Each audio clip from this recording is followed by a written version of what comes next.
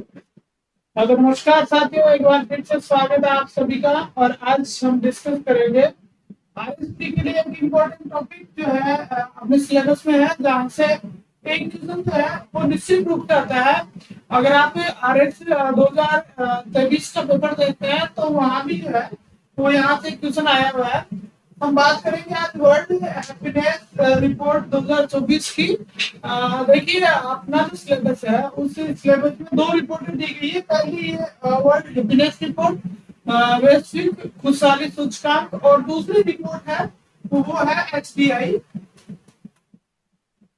मानव विकास सूचकांक, human development index. तो HDI को जो है हमने पिछली क्लास में इसको कवर कर लिया था, और इसका जो नोट्स है वो नोट्स भी हमने पीडीएफ फॉर्मेट पे अपने टेलीग्राम चैनल पे उपलब्ध करवा दिए हैं। तो अगर आपने अब तक हमारे चैनल को ज्वाइन नहीं किया है तो आप ज्वाइन कर लें, सब्सक्राइब कर लें। ठीक है, तो करते हैं शुरुआत सबसे पहले इस रिपोर्ट की। तो अगर इस रिपोर्ट की हम बात करें तो 1972 में एक भूटान के नरेश थे जिग्मे वांगचुक ने ये कहा कि मनुष्य के लिए जीडीपी सब कुछ नहीं है। मनुष्य की जो स्थिति है, मनुष्य की जो खुशी है उसके भी कुछ मायने होते हैं। तो उसकी रैंकिंग निर्धारित करने के लिए सबसे पहला प्रयास जो है वो इनके द्वारा किया गया। जिग्मे वांगचुक ये जो है वो कहाँ के थे? भूटान के राजा थे। भूटान के राजा थे। 1972 में इन्होंने सबसे पहले प्रयास किया। जुलाई 2011 में जो है संयुक्त राष्ट्र संघ ने इसको महत्व दिया, और यूएन जो महासभा है, महासभा के द्वारा एक संकल्प पारित किया गया 65/309। मोस्ट इम्पोर्टेंट है, देखिए जब इस रिपोर्ट की बात आती है आरएसपी के अंदर जो इन्होंने डिफाइन किया है कि इस रिपोर्ट में से क्वेश्चन आएगा, जब एचडीआई और हैप्पीनेस इंडेक्स दोनों को डिफाइन कर दिया तो आपको वहां पे जरूरत हो जाती है कि इससे रिलेटेड हर चीज को, हर फैक्ट को आप याद रखें। तो 65/309 नामक जो प्रस्ताव है ये पूछा जाएगा कि किस प्रस्ताव के तहत जो है वो वर्ल्ड हैप्पीनेस रिपोर्ट जो है वो लागू करने की यूएन महासभा जो थी उसने स्वीकृति दी। तो 65/309 नंबर जो रिपोर्ट थी उसके द्वारा दी गई। और इसका जो शीर्षक दिया गया, इसका शीर्षक दिया गया खुशी विकास की समग्र परिभाषा। कि विकास जो है उसकी कंप्लीट अगर डेफिनेशन हम माने तो वो क्या है? हैप्पीनेस है। खुशी विकास की समग्र परिभाषा, ये इसकी थीम थी। और इसके साथ साथ इस प्रस्ताव को याद रखिए, प्रस्ताव का नाम था 65/309। पहली रिपोर्ट की अगर हम बात करें तो 4 अप्रैल 2012 को, ये भी पूछा जा सकता है। तो सीधी सी बात है, इससे संबंधित सारे पहलुओं को हमें देखना है। तो 4 अप्रैल 2012 को पहली रिपोर्ट जो है तो वो यूएनओ के द्वारा जारी की गई, संयुक्त राष्ट्र संघ के द्वारा जारी की गई। और संयुक्त राष्ट्र के द्वारा जो रिपोर्ट जारी की गई, इस रिपोर्ट में दो लोगों का महत्वपूर्ण योगदान था। पहले थे बान की मून, जो उस टाइम पे महासचिव थे किसके? यूएनओ के महासचिव बान की मून। और एक थे जिग्मे थिल्ले, एक का नाम था जिग्मे थिल्ले। जिग्मे थिल्ले कौन थे? ये भूटान के शासक थे। ये कौन थे? भूटान नरेश थे। देखिए यहाँ भूटान के दो नरेश का नाम है। सबसे पहले आया जिग्मे वांगचुक। जिग्मे वांगचुक ने क्या किया कि 1972 में ये कहा कि जीडीपी जो है वो सब कुछ नहीं होती, खुशी के भी कुछ मायने होते हैं। तो व्यक्ति की जो लिविंग स्टैंडर्ड है, व्यक्ति की जो स्थिति है ना उसके मापन के लिए, रैंकिंग के लिए खुशी को भी पैमाना बनाया जाना चाहिए। और इसकी इस चीज को इम्प्लीमेंट करने के लिए यूएनओ ने जो पहली रिपोर्ट निकाली, उस रिपोर्ट में योगदान था जिग्मे थिल्ले। ये भी कौन थे? भूटान के नरेश थे। तो जिग्मे वांगचुक और जिग्मे थिल्ले दोनों का नाम आपको याद रखना है। और आपको ये भी याद रखना है कि इसके साथ साथ बान की मून जो तत्कालीन महासचिव थे किसके? यूएनओ के, उनका भी महत्वपूर्ण योगदान इसमें रहा। और ये जो पहली रिपोर्ट जारी की गई उसकी थीम है कल्याण और खुशी के एक नए आर्थिक प्रतिमान को परिभाषित करना। कल्याण और खुशी के एक नए आर्थिक प्रतिमान को परिभाषित करना, ये क्या थी? ये जो पहली रिपोर्ट जारी की गई थी, जो प्रथम रिपोर्ट जारी की गई थी उसकी थीम थी। तो इससे संबंधित एक बेसिक सी चीजें जो है वो हमें याद होनी चाहिए। नेक्स्ट में हम चलते हैं। अगला आया कि 2016 में एक इन्होंने इसमें चेंज किया। यूएन ने 2016 में कहा कि भाई जो अपन जो है वो क्या करते हैं, अंतर्राष्ट्रीय खुशी दिवस को इसको जारी करते हैं। अंतर्राष्ट्रीय खुशी दिवस को, हैप्पीनेस डे जो है उसको, अगर हैप्पीनेस रिपोर्ट आ रही है तो उसको हैप्पीनेस डे को जारी करेंगे। तो यहाँ से क्वेश्चन ऐसे आएगा कि किस वर्ष जो है वो हैप्पीनेस रिपोर्ट जो है उसको अंतर्राष्ट्रीय खुशी दिवस, अंतर्राष्ट्रीय खुशी दिवस होता है 20 मार्च को, ठीक है। तो 20 मार्च को जारी करने शुरू हुई, तो वो ईयर कौन था, 2016 था। और 2016 से जो है ये कर दिया गया कि ये रिपोर्ट जो है वो एवरी ईयर जो है प्रति वर्ष जो है वो जारी की जाएगी। प्रति वर्ष तब से ये रिपोर्ट हर साल जारी की जाती है। अब की बार जो रिपोर्ट आई है वो 2024 की रिपोर्ट है, उसको हम डिटेल में एनालिसिस करेंगे। 20 मार्च को वार्षिक आधार पर जारी किया जाता है, ठीक है। इसकी हमने बात करी। राष्ट्रीय खुशी की रैंकिंग दुनिया भर में, ये याद रखना चाहिए, पोलिंग कंपनी द्वारा एक किया जाता है गैलप इंक सर्वे। देखिए ये जो रिपोर्ट होती है, इस रिपोर्ट में क्या होता है कि इस रिपोर्ट के अंदर कौन सी सर्वे का यूज किया जाता है, गैलप पोलिंग कंपनी, ये तो कंपनी का नाम है, ठीक है। और इसके द्वारा एक किया जाता है सर्वे, उस सर्वे का नाम है गैलप इंक। गैलप इंक का जो डेटा होता है उसका यूज किया जाता है। और इसके साथ साथ एक कैटल डेटा नाम से एक स्व मूल्यांकन होता है जिसके हम आगे डिस्कस करेंगे, उसका भी यूज इसमें किया जाता है। तो आपसे डेटा पूछा जाएगा कि किसका डेटा इसमें यूज किया जाता है, तो आपको बताना है कि पोलिंग कंपनी का जो एक पोल करने वाली कंपनी है उसका है Gallup Inc, polling company Gallup Inc, उसका डेटा जो है वो इसमें यूज किया जाता है किस चीज के लिए, किसी व्यक्ति की हैप्पीनेस को मेजर करने के लिए, किसी व्यक्ति की जो हैप्पीनेस है उसको मापने के लिए उसका यूज किया जाता है। और उसी के आधार पर इंडेक्स बनाया जाता है। और उसका यूज करके इसमें जो है 0 से 10 के बीच में जो है अंक प्रदान किए जाते हैं। 0 से 10 के बीच में अंक प्रदान किए जाते हैं। और उन अंकों के आधार पर क्या दी जाती है, रैंकिंग दी जाती है, ठीक है। सभी अर्थव्यवस्थाओं को उसके आधार पर रैंकिंग दी जाती है। अब देखिए ये हम बात कर रहे हैं किसकी, हैप्पीनेस इंडेक्स की।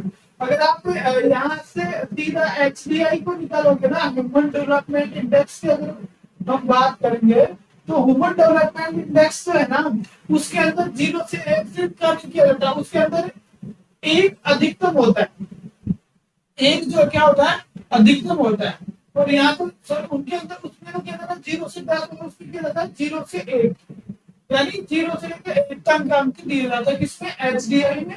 और इसमें दिया जाता है 0 से 10 तक अंक दिए जाते हैं। नेक्स्ट में चलते हैं 6 विचारित कारक, यानी ये रिपोर्ट बनाने के लिए जब रिपोर्ट तैयार की जाएगी तो इसके सूचकांक क्या होंगे, इसके प्रतिमान क्या होंगे। आप इसको सूचकांक कह सकते हो, आप इनको प्रतिमान कह सकते हो, आप इनको आधार भी कह सकते हो। भाई ऐसे कौन कौन से आधार हैं, बेस हैं, जिनके आधार पर किसी व्यक्ति की हैप्पीनेस को मेजर किया जाता है, किसी व्यक्ति की हैप्पीनेस को मापा जाता है। तो उसके 6 कारकों का यूज किया जाता है, 6 जो चीजें हैं उनका यूज किया जाता है। कौन सी है, सामाजिक समर्थन, इनकम, स्वास्थ्य, स्वतंत्रता, उदारता और भ्रष्टाचार का अभाव। याद रखने वाली चीजें मोस्ट इंपोर्टेंट है कि वो 6 कौन कौन से कारक है जिनके आधार पर हैप्पीनेस इंडेक्स को बनाया जाता है। तो सामाजिक समर्थन, आय है, स्वास्थ्य है, स्वतंत्रता है, उदारता है और इसके साथ साथ भ्रष्टाचार का अभाव।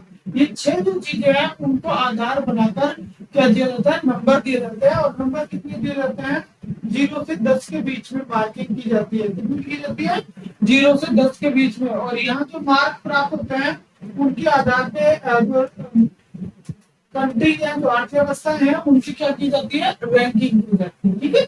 उसके बाद मैंने आपसे बात की थी कि ये जो रिपोर्ट बनाते हैं इस रिपोर्ट के अंदर एक तो किस चीज का प्रयोग करते हैं,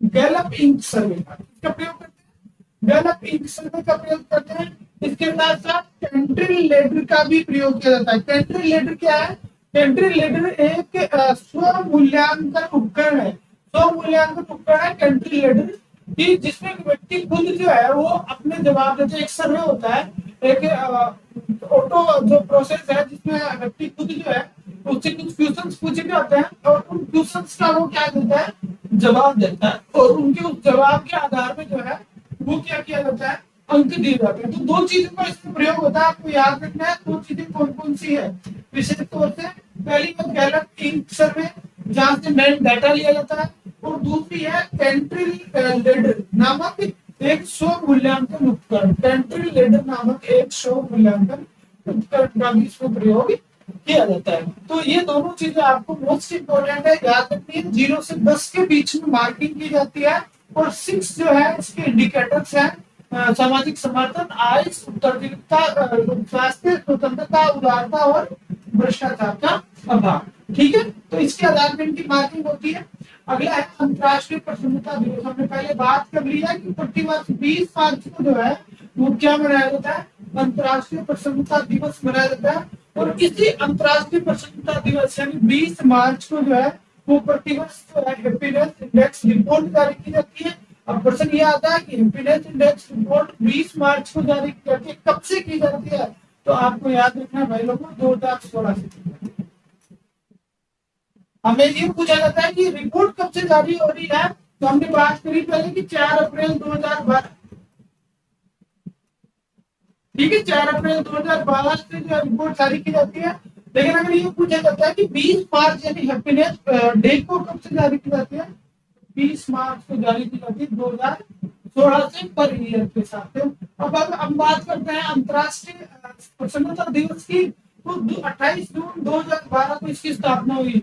जो अपना यूएन था, संयुक्त राष्ट्र संघ जो था, उसकी महासभा ने 12 जुलाई 2012 को प्रस्ताव संख्या 66/281 लिखा। 66/281 प्रस्ताव संख्या 66/281 के माध्यम से ये निश्चित किया कि प्रतिवर्ष 20 मार्च को क्या मनाया जाएगा, 20 मार्च को मनाया जाएगा आपका प्रसन्नता दिवस, हैप्पीनेस डे मनाया जाएगा। और ये जो प्रस्ताव रखा था वो किसके द्वारा रखा गया था, भूटान के द्वारा रखा था। मैंने आपको बताया कि खुशी के मामले में जो पहल की गई है वो किसके द्वारा की गई है, भूटान के द्वारा की गई है। तो ये जो प्रपोजल रखा गया वो किसके द्वारा रखा गया, भूटान के द्वारा रखा गया। यहाँ पे आपको एक चीज और याद रखनी है, मोस्ट इंपोर्टेंट चीज आप उसको कह सकते हो, कौन सी, थीम की।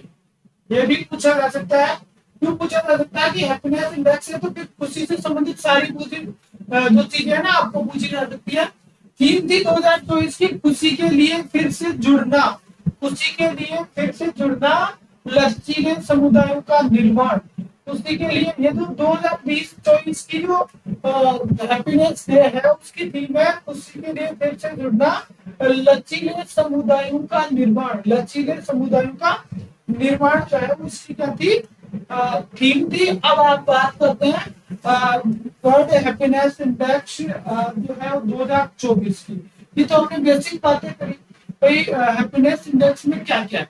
ठीक है, ये सारी बेसिक चीजें होगी। अब बात करेंगे कि 2024 की जो रिपोर्ट है, 2024 की रिपोर्ट है, उस 2024 की रिपोर्ट में क्या क्या है। तो 2024 की रिपोर्ट की अगर हम बात करें तो सबसे पहला क्राइटेरिया निकल के आता है कि कितने देशों का सर्वे इसमें किया गया है, कितने देशों को इसमें शामिल किया गया है। तो आपको याद रखना है 143, 143 देशों को इसमें क्या किया गया, शामिल किया गया। और यहीं से आपको ये भी याद रखना है भारत की जो रैंकिंग रही है वो कौन सी रही है, 126 रही है। 143 देशों को शामिल किया गया और भारत उसमें से 126 स्थान पर रहा। कोई बड़ा ज्यादा अच्छी रैंक नहीं कर सकते। और यहाँ से एक चीज ये भी ध्यान रखना है कि पिछले वर्ष के समान रखी गई है।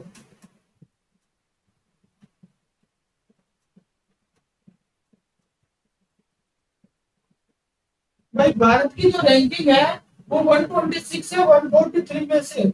और ये जो 146 126 रैंकिंग है ये पिछली साल भी 126 थी। यानी RHP 2023 में जब ये क्वेश्चन आया था तो वहां इसका आंसर 126 ही था।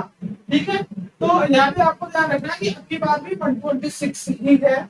और ये निश्चित है कि HDI और ये जो आपकी कुशली रैंकिंग है, वैश्विक कुशली इंडेक्स, दोनों में से एक क्वेश्चन जरूर आएगा आपके 2 नंबर पर। इस सूचकांक में फिनलैंड लगातार 7वें वर्ष शीर्ष में शामिल है। यानी एक राष्ट्र ऐसा है जो 7 टाइम्स कंटिन्यू जो है वो टॉप पे रह रहा है। और उसका नाम क्या है, उसका नाम है आपका फिनलैंड। उसका नाम क्या है, फिनलैंड है। उसके बाद में डेनमार्क है, उसके बाद में आइसलैंड है, फिर स्वीडन है, और उसके बाद में इजराइल है। तो टॉप 5 अगर नेशन की बात करें 143 में से, तो सबसे ऊपर कौन सा आ रहा है अपना, सबसे ऊपर अपना आ रहा है फिनलैंड। और यही बात खत्म नहीं होती, 7वीं बार 7 टाइम्स जो है वो लगातार ये टॉप बना हुआ है। यानी सबसे ज्यादा अगर क्वेश्चन ये पूछा जाता है कि कौन सा देश है जहाँ के लोग सबसे ज्यादा मतलब खुशी है, जहाँ के लोग सबसे ज्यादा खुश हैं, तो वो कौन सा है, फिनलैंड है। क्योंकि वो लगातार 7वीं बार चल रहा है। उसके बाद में डेनमार्क आएगा, फिर आइसलैंड आएगा, फिर स्विट्जरलैंड आएगा, स्वीडन आएगा, और उसके बाद में इजराइल आएगा। देखो अभी तो युद्ध चल रहा है इजराइल में, लेकिन फिर भी इजराइल टॉप पे है। देखते हैं यहाँ पे, ये है टॉप कंट्री है, टॉप 5 कंट्रीज है, उनकी हम यहाँ लिस्ट अपने पास में है। तो हमने इसमें पहले बात भी की है। तो सबसे पहले है फिनलैंड 7.741। ये नंबर भी आप एक टॉपर के तो याद रख ही लोगे, टॉपर के मार्क्स तो सभी को याद होते हैं। आरएस में जो भी आरएस में रिजल्ट आता है ना मेंस का, तो मेंस के रिजल्ट का अंतिम परिणाम आता है, तो उस टाइम पे सभी लोगों को इस चीज की जानकारी होती है कि टॉपर से कितने नंबर आए। ठीक है, तो टॉपर की याद में कोई 7.741। और ये जो 3 टॉप जो कंट्री है, इन 3 टॉप कंट्रीज को याद रखना है। याद रख सकते हो एफडीआई, एफडीआई हो गए, किसमें एफडीआई आएगी, एफडीआई में पैसे आते हैं, तो पैसे आते हैं तो क्या होती है, खुशी होती है। तो टॉप 3 में कौन आएगा, एफडीआई आ गया। F for Finland, D for Denmark, और आई फॉर आइसलैंड। ठीक है, F for Finland, D for Denmark, और आई फॉर आइसलैंड। तो एफडीआई कहाँ लगेगी, एफडीआई आएगी, वहां खुशी हो जाएगी। तो टॉप 3 जो है वो फिनलैंड, डेनमार्क और आइसलैंड। अगर 2 और पूछ लेता है तो स्वीडन और इजराइल को और डाल दे सकता है। इसके साथ साथ याद रखें कि फिनलैंड 7.741 मार्क्स के साथ सबसे टॉप पे है। ये 7th टाइम जो है, ये 7वीं बार ऐसा हुआ है कि फिनलैंड ने टॉप किया है। और भाई उसके बाद में लोएस्ट में भी आए।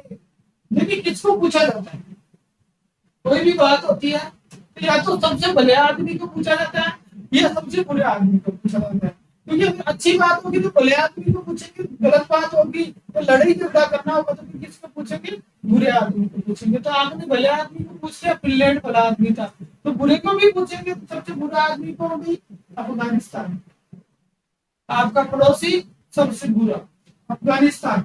यानी इस रैंकिंग में सबसे डाउन में कौन रहा, अफगानिस्तान। दूसरे नंबर पे लेबनान, फिर लेसोतो, फिर सिएरा लियोन, और फिर कांगो। यानी अफगानिस्तान के बाद में अगर छोड़े तो ये सारे के सारे जो है वो कहाँ के हैं, अफ्रीका के हैं। अफ्रीका महाद्वीप में विकास अच्छा नहीं है, इसलिए वहां लोगों के को जो है वो ज्यादा खुश नहीं रहते। तो याद रखना है अपने 5 जो नीचे वाले नाम है, याद रखना है अफगानिस्तान, उसके बाद में लेसोतो, उसके बाद सॉरी अफगानिस्तान, उसके बाद में लेबनान, लेबनान के बाद में लेसोतो, फिर सिएरा लियोन और Congo. Afghanistan, Lebanon, Lesotho, Sierra Leone और कांगो, ये 5 है। 4 इसमें किसके हैं, अफ्रीका के हैं। अब इसके बाद में हम देखते हैं, यहाँ पे आपको बताते हैं कि ये जो है हैप्पीनेस का लेवल इसमें बताया गया, हैप्पीनेस का लेवल बताया गया है। कई बार क्या होता है, जो भी एग्जामिनर को हार्ड क्वेश्चन पूछना होता है ना, तो वो इस टाइप से पूछ लेता है। वो ये पूछता है कि बताइए इसके, ये जो आप जो मैप देख रहे हैं ना, वो मैप ये बताएगा कि अपना जो वर्ल्ड है, अपना जो विश्व है, उसका कौन सा जो एरिया है वो एरिया ज्यादा खुश रहता है, और कौन सा एरिया जो कम खुश रहता है। तो ये रैंकिंग यहाँ पे पढ़ाएगी लिस्ट और मोस्ट। यहाँ से जैसे जैसे आप इधर बढ़ोगे वैसे वैसे क्या होते जाएंगे, मोस्ट होते जाएंगे। यानी यहाँ के लोग जो है वो कम खुश है, और यहाँ के लोग जो है वो क्या है, ज्यादा खुश है। तो जहां इस तरह का कलर आपको मिलेगा वो तो क्या हो गए, खुशी कम है वहां के लोगों के पास दुख ज्यादा है। और इस तरह के कलर मिलेगा ना, वहां के लोगों के पास क्या है, खुशी ज्यादा है। तो देखिए, तो ये कलर का है, देखिए सबसे पहले ये most happy north America. North America कितना आ रहा है, मोस्ट हैप्पी में आ रहा है। कलर कौन सा है, लाइट वाला कलर है। ठीक है, उसके बाद में जैसे जैसे इधर आते जैसे ये आ गया, तो ये मीडियम साइज आ गई, ये मीडियम साइज आ गई। ठीक है, फिर उसके बाद में ये कलर और कहा है, तो ये कलर मेनली ये यहाँ है, और यहीं से जो है ये टॉपर्स जो निकल रहे हैं ना, वो टॉपर्स ही यहीं से निकल रहे हैं। यहाँ पेपर बिकता है, एक ही जगह से जब टॉपर्स निकलते हैं तो उसका परिणाम ऐसे ही भर्ती के सामने आ जाए ना, तो उस हिसाब से यही बात हो रही है, जहां से एक ही जगह से सारे टॉपर्स निकलते हैं तो कहीं ना कहीं कोई गड़बड़ है। अब यही से सारे के सारे सबसे ज्यादा खुशी भी हो रही है, कोई फिनलैंड आ रहा है यहाँ पे, फिर उसके बाद में फिनलैंड के बाद में जो दूसरे डेनमार्क आइसलैंड सारे के सारे यही आ रहे हैं, तो ये जो है सबसे मौज जगह होगी। फिर उसके बाद में हमें फोकस करना है किस चीज पे, अपने खुद पे। तो खुद की स्थिति खराब है भाई, ये रहा खुद की स्थिति क्या है अपनी, खराब है। अफगानिस्तान जो है वो इसी एरिया में है, list happy middle east, list happy middle east, कि मिडिल ईस्ट जो है वो क्या है, कम खुश है। और सबसे बड़ी बात तो जो लोएस्ट जो अपना जो कंट्री है अफगानिस्तान, वो भी किसमें इसमें है। और अगर हम बात करें ऑस्ट्रेलिया की, तो उत्तरी अमेरिका वाली स्थिति है, तो आपको याद रखना है कि उत्तरी अमेरिका, उसके साथ साथ ये जो यूरोप वाला क्षेत्र है ये, और ऑस्ट्रेलिया जो है, ये तीन सेक्टर ऐसे, ये तीन क्षेत्र ऐसे हैं अपने विश्व में जो सबसे ज्यादा खुश है, सबसे ज्यादा मोस्ट हैप्पी जो एरिया है। और अगर हम बात करें कि पश्चिमी एशिया की बात करें, अपने भारत की अगर हम बात करें, तो 126 रैंक आई है। 126 रैंक कोई भी अच्छी रैंक नहीं कह सकते, 143 में से 126 रैंक आई है, अलाइड सर्विस भी नहीं मिलती। ठीक है, आगे चलते हैं। अब बात करेंगे भारत की स्थिति की। वैसे हमने बात कर ली है शॉर्ट में, लेकिन अब फिर देख लेते हैं भारत को कहाँ क्या स्थिति मिल रही है। तो भारत में 126 मैंने पहले बात की थी, भारत की जो रैंक है वो 126 पे है, 143 में से, तो कोई ज्यादा अच्छी रैंक हम नहीं कह सकते। आगे चलते हैं, आगे तो है तो इस सूचकांक में भारत 126 स्थान पे रहा है, 10 बार बात हो चुकी है, जो पूर्व वर्ष के समान है। ये मेन चीज याद रखने वाली बात है। कई बार स्टेटमेंट टाइप में आपसे पूछा जाता है ना, तो वहां हम ये गलती कर सकते हैं कि ये जो है वो 126 ही पिछली बार थी। पिछली बार भी भारत की जो रैंक थी वो 126 ही थी। भारत का स्कोर आपको याद रखना है 4.054। भारत का स्कोर मोस्ट इंपोर्टेंट, 126 के साथ आपको याद रखना है 4.054। 4.054 रखिए, लगभग मध्य से भी नीचे रह गया। 5 आते तो सेंटर में होता ना, तो सेंटर में भी ये उससे भी क्या है, कम है। उसके अलावा ये जो रैंकिंग होती है, इस रैंकिंग में दो अलग अलग रैंकिंग निकाली जाती है। एक तो 30 वर्ष से कम, 30 वर्ष से कम के लोग कितने खुश हैं, तो उस रैंक में भारत का नंबर 127वां है। ओवरऑल तो 127 है, लेकिन 30 वर्ष से कम वाले अगर पूछते हैं तो उसमें 127वां है। और अगर 60 वर्ष या 60 वर्ष से ज्यादा वाले पूछते हैं तो उसमें 121वां। यानी बूढ़े लोग, यानी बुजुर्ग लोग जो है ना, वो यहाँ ज्यादा खुश है। भारत में बुजुर्ग लोग ज्यादा खुश है, युवा जो है वो कम खुश है। अब युवा कम खुश क्यों है, उसका पता आपको ही, उसके दो ही कारण है। पहला, नौकरी नहीं मिलती, और दूसरा आपको कमेंट में बता देना, सबको पता है। दूसरा कारण क्या है, नौकरी नहीं मिलती।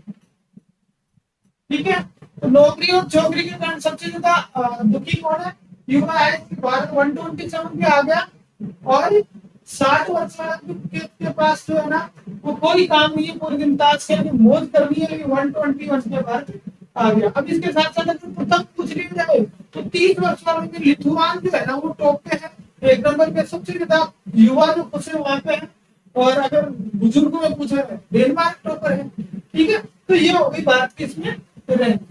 अब उसके बाद में अपने पड़ोसियों की भी बात कर लेंगे भाई, जाते जाते पड़ोसियों की बात करना जरूरी। एशियन देशों की अगर हम बात करें, कई बार पूछ लिया जाता है पड़ोसी की। सिंगापुर 30वें नंबर पे है, जापान की 50वीं रैंक है, दक्षिण कोरिया 51वें नंबर पे रहा है, भारत 126 हमने बात करी ली, और चीन जो है वो 60वें नंबर पे। देखिए भारत से कितनी अच्छी रैंकिंग थी, जबकि जनसंख्या ज्यादा है।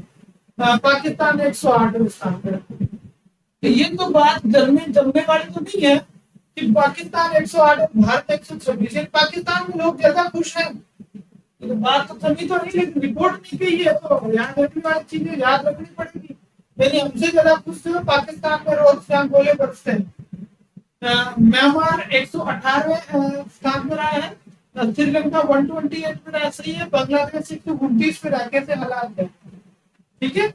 और नेपाल 93 पे आई, बिल्कुल सही, इसमें कोई दिक्कत वाली बात नहीं। लेकिन दो राष्ट्रों की अगर हम बात करें ना, पाकिस्तान और बांग्लादेश की, तो इस रिपोर्ट में जो डेटा आ रहा है कि पाकिस्तान 108 पे और बांग्लादेश जो है वो 129 पे है। सॉरी, बांग्लादेश तो सही है, इस लाइन की है।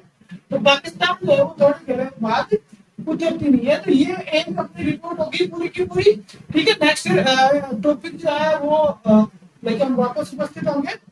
तो जैसे जैसे एक बार फिर आप सभी से निवेदन कि आप जो है वो चैनल को सब्सक्राइब कर लें और अपना जो टेलीग्राम चैनल है उसको भी ज्वाइन कर दें, क्योंकि इसका जो पीडीएफ है, इसके जो नोट्स है उनका जो पीडीएफ फॉर्मेट है वो भी उसमें डाला जाएगा, और इसके साथ साथ ये जो सारा पढ़ाया गया वो भी उसमें डाला जाएगा, ताकि आपको वहां से प्रिंट लेने में सहूलियत है। और जैसे अपने हैप्पीनेस इंडेक्स बढ़ रहा है, इस तरह आप भी हैप्पी रहे। Thank you very much.